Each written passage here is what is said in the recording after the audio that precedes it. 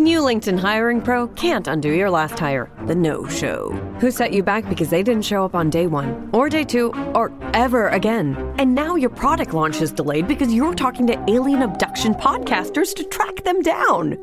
But LinkedIn Hiring Pro can help make sure your next hire sticks. In fact, businesses who use LinkedIn are 24% less likely to reopen a role in the next 12 months. Hire right the first time with LinkedIn Hiring Pro. Post a free job today at linkedin.com/quality. Morning decisions. How about a creamy mocha frappuccino drink? Or sweet vanilla? Smooth caramel maybe? Or a white chocolate mocha? Whichever you choose, delicious coffee awaits. Find Starbucks Frappuccino drinks wherever you buy your groceries.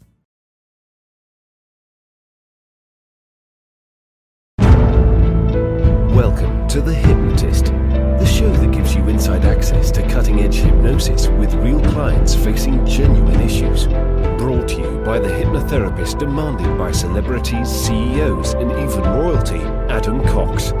These recordings took place live from Avon's Clinic in London's world-famous Harley Street. So, get yourself comfortable and enjoy today's episode of The Hypnotist.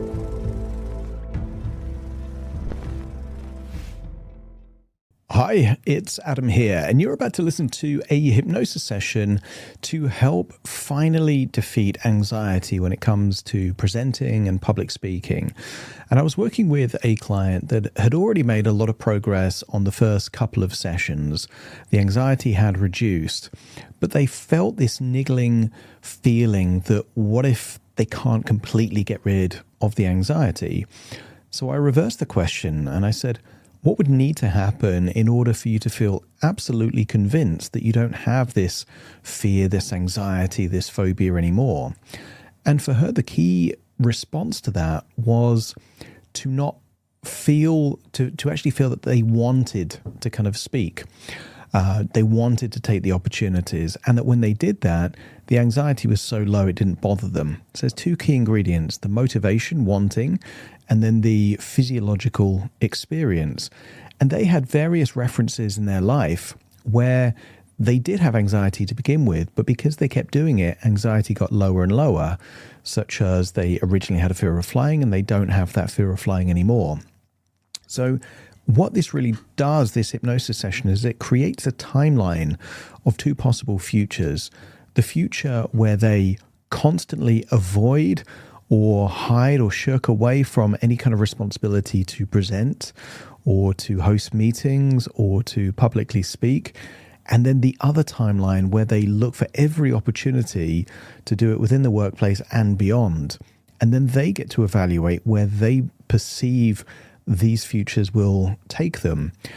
And what was also a very useful reference point for this particular client is that they had experience of running marathons. And they knew that if they didn't train ahead of a marathon and just run a marathon, it wouldn't go very well. And yet with public speaking, they weren't really training or getting the miles under their belt. They were just thinking about it, and thinking about it is not the same as doing it. So there's also a parallel here between building stamina in a marathon and building confidence in public speaking. So there's a few things going on here, but it's really designed for those people that want to get to a point where they do something more often so that anxiety is banished forever. And the key thing, to use the stamina parallel, if you trained for a marathon, and then the moment you did the marathon, you stopped running, it's highly likely that that stamina that you built would start to dissipate over time. And that can be the same with confidence. I've worked with people that they've got irrefutable evidence that they had loads of confidence doing a big speech, but because they haven't done too much recently, they started to lose that confidence.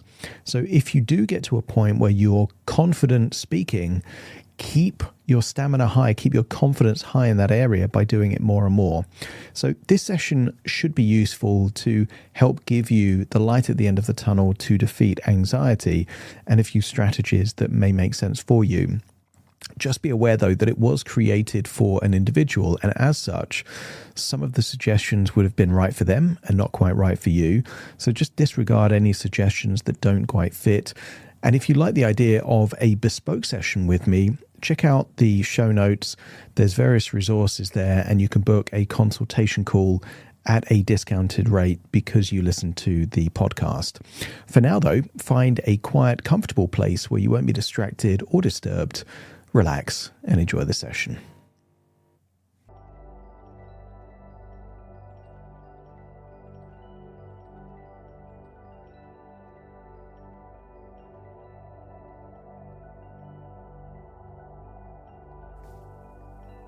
Take a deep breath in. And as you breathe in that resourceful feeling of calm and relaxation.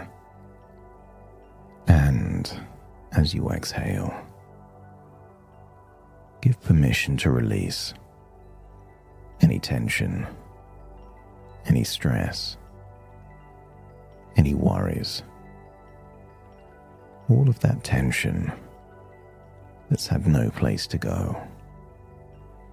And when you breathe in deeper than you normally would. And as you exhale for longer. Really feeling that release. That's it. Breathing in a wonderful feeling of resourcefulness.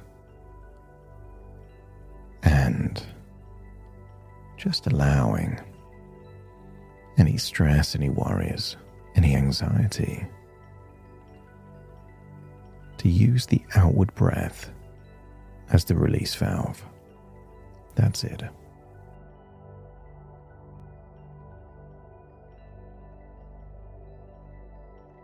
And the deeper you breathe, the more relaxed you can feel. And the more relaxed you can feel, the deeper you breathe. A wonderful cycle of ever increasing levels of relaxation. That's it. And as your conscious mind listens to these words, your unconscious mind can begin making useful connections. Perhaps remembering strengths you already possess and preparing you for the opportunities ahead. Because you already know how to move through fear. There was once a time where perhaps flying on an aeroplane created anxiety. When the sensation, sounds, and uncertainty was linked to an evaluation that wasn't real. And yet, you continue to fly.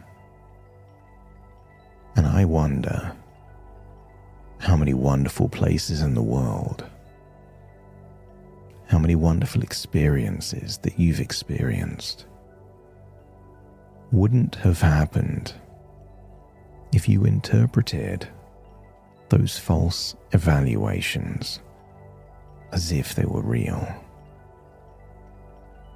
You continue to fly, and each flight gave your mind new evidence until something that once felt frightening became familiar and manageable and normal. Flying didn't need to change. You simply changed the meaning. Perhaps you can recall a recent flight where you were so immersed in a book or a movie where you just fell asleep to give you irrefutable evidence that something can once cause anxiety and now give a feeling of comfort and relaxation. your mind learned that a sensation could be present without being dangerous.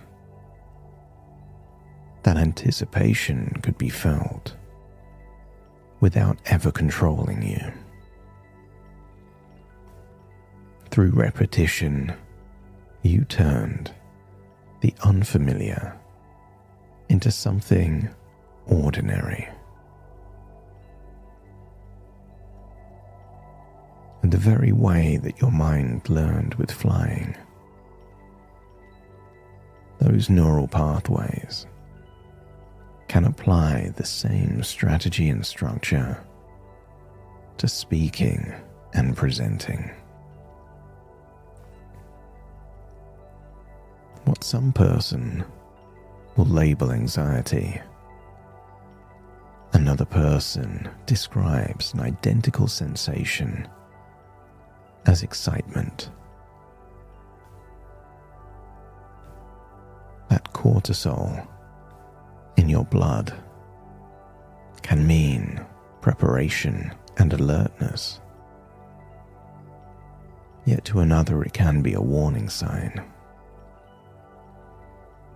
But what if you don't need to wait until every sensation disappears before you can want to speak? What if you can speak while the energy is moving through you? What if confidence is not something you must possess before you take action, but the reward you get by taking consistent action?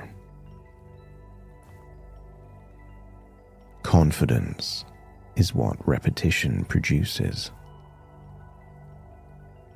And I wonder if you could imagine being somewhere that you've traveled to, a distant part of the world. Imagine a place in nature where a pathway forks into two.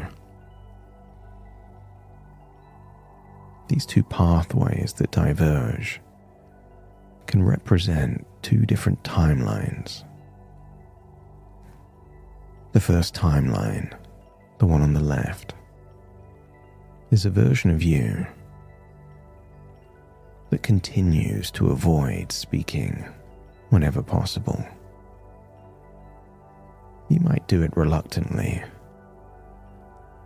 but you never volunteer, secretly hoping they choose someone else. Have incredible excuses. This is the version of you that use avoidance wherever possible, waiting to be chosen, but hoping someone else will volunteer, creating convincing reasons to remain safely in the background. And there may be brief relief each time that version of you escapes an opportunity. But I want you to see the consequences over the months and years. Imagine someone less experienced, less knowledgeable, less qualified, frequently stepping forward, volunteering, initiating, requesting, wanting opportunities to speak. What if on that timeline you see other people presenting, other people demonstrating, other people becoming more visible, even if they don't know what you know? And I wonder if you watch them and perhaps think, why wasn't I chosen? That could have been me. It should have been me. And I want you to go perhaps years down that timeline. And I wonder, what doors of opportunity never open? And sometimes when anxiety takes hold, it creeps into different areas of life. And that version of you was just trying to keep you safe. But safe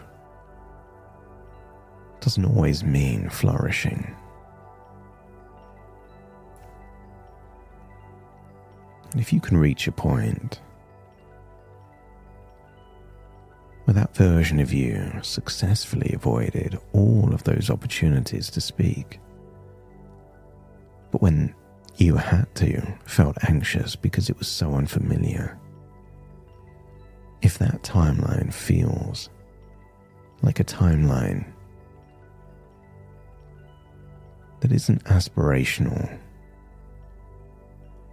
but is the timeline you want to avoid, let me know by nodding your head. That's it. So let's go back down that pathway and explore a different path. I want you to imagine following a pathway of volunteering, of choosing. You see the version of you that has decided to lean in. This version doesn't merely accept opportunities, they create them, volunteering to speak and present and explain and demonstrate. Perhaps in a social environment, making an impromptu speech just because you want to. Even if you don't feel fully qualified to speak on that topic, you put yourself forward anyway. Why not you? And that becomes, it should be you. You have the experience, you have the knowledge, you have the practical ability. And I want you to think of those other areas of your life where this is natural, where you meet new people confidently, where you can handle difficult conversations, that you remain calm while performing those practical demonstrations. And what if that same composure starts filtering across, merging with the part of you that just knows that talking is talking and you know how to talk, that eyes looking toward you don't need to mean judgment, they can just mean attention or interest, or that people are ready to learn something from you. And what if, when someone has an opinion or a criticism, that just adds fuel to the fire to become more competent, more driven to do more?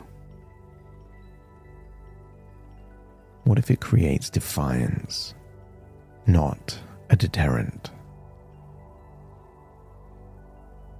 What if it's time for people to see your true capabilities, who you really are? And I wonder, as you follow that timeline, if through frequency and familiarity, repetition and desire, confidence naturally grows. It reaches a point where you're the person that everyone else has confidence in articulating, explaining, demonstrating well. I wonder if you see A future with more credibility, more influence, more choice, perhaps more recognition, and a lot more opportunities naturally gravitating, as they tend to gravitate toward the person willing to stand up and communicate. And I have a feeling that it reaches a point, a tipping point, where something you did just to train at altitude, to push yourself beyond the comfort zone, suddenly becomes enjoyable,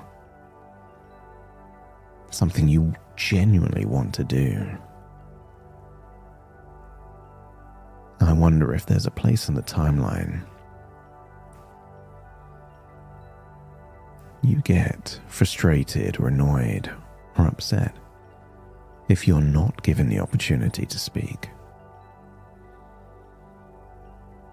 Because in this timeline, you're not pretending that you want this. You genuinely want this. And not because anyone is forcing you, but because you have decided that your desire to grow is stronger than that old desire to hide in the shadows. I want you to think back to a time you were running or training for a marathon. And perhaps you understand something about training that the average person doesn't understand. That you can't expect to run a marathon comfortably if you don't prepare for it. That you build stamina one run at a time. You may start off with a shorter run, and then another run, and then a rest, and then a longer run, until the body adapts. And what once felt demanding becomes familiar. Some training runs feel easy, and some feel challenging. Yet a difficult training run is never proof that you cannot run a marathon. Just feedback, information that may influence the next training run. And what if speaking works in exactly the same way? Each presentation, each meeting, each opportunity to speak is another training mile. But instead of building stamina, you are building confidence and familiarity. You no longer wait for the major event and attempt to run the emotional equivalent of a marathon cold. You train. You accumulate the evidence. You allow repetition to build speaking stamina. And every time you voluntarily step forward, your mind records a powerful message. I chose this. I can handle this. I am becoming increasingly comfortable being seen and heard. And you may discover opportunities in unexpected places. A short talk, a meeting, a group discussion, a live video, a presentation, or a chance to demonstrate something you know well. And something within you begins to say, yeah, I'll do it. Let me have another go. I want more experience. Because when the choice comes from you, you are no longer being chased by fear. You are calling the bluff of that fear you are pursuing freedom. And what if every repetition lowers, dilutes, destroys the old anxiety?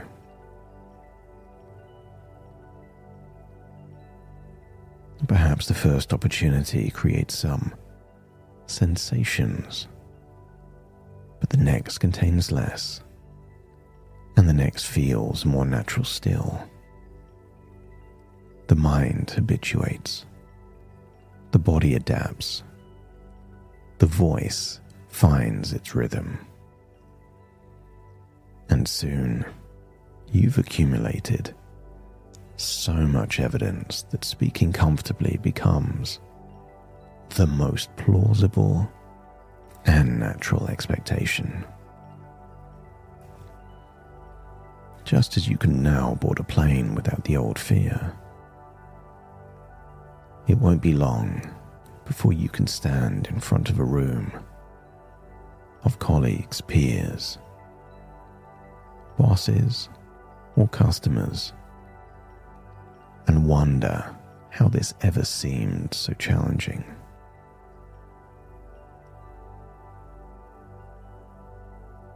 And I wonder, when you think of that second timeline of all of those opportunities, credibility, respect, admiration, but more importantly, self-confidence. If that is the juice, and the squeeze is proactively seeking out these opportunities, I wonder if your unconscious starts to believe that the juice is absolutely worth the squeeze. If your unconscious is willing to experience anxiety, to know that it reduces and reduces, especially when you choose to face something that you were avoiding. If your unconscious feels this is a price worth paying, let me know by nodding your head. That's it. So step into that version of you at the beginning of the second timeline. This is now your future.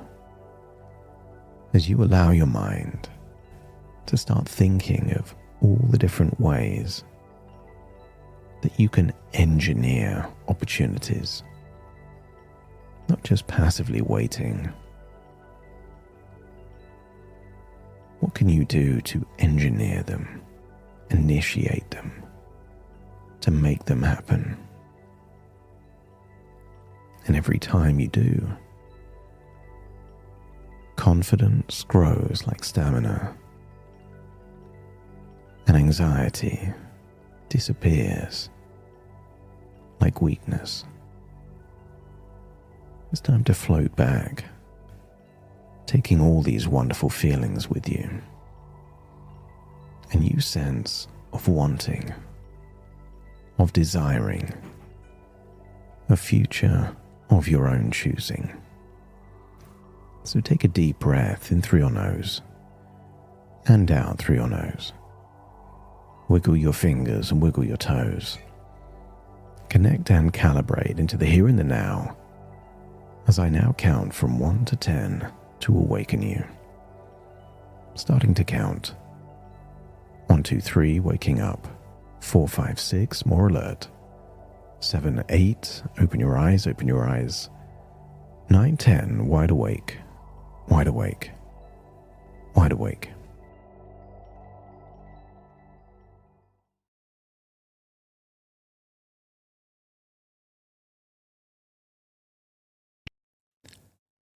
Thank you so much for joining me on today's episode of The Hypnotist. If you've enjoyed this episode or got some value from it, please give it a 5-star rating and review. And maybe you know someone that would also benefit from this particular episode, in which case share the episode with them so they can also get the benefit too. And if you would like to listen to this episode where it's just the hypnosis, so no intro, no outro, no explanation, just the hypnosis and completely ad-free, there will be a link in the description where you can subscribe at a very low cost and only get access to the hypnosis. So if that's of interest, please check that out. Thank you again for being a regular listener of The Hypnotist, and I'll see you again soon for more.